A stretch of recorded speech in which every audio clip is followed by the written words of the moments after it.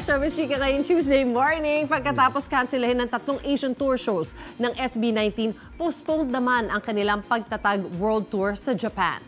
Sa social media, ibinahagi ng talent management company nilang 1Z Entertainment na hindi muna matutuloy ang show sa December 9.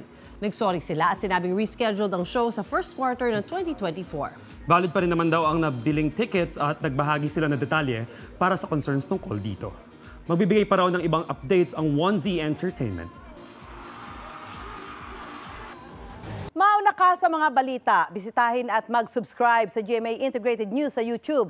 Sa mga kapuso abroad, samahan nyo kami sa GMA Pinoy TV at sa www.gmanews.tv.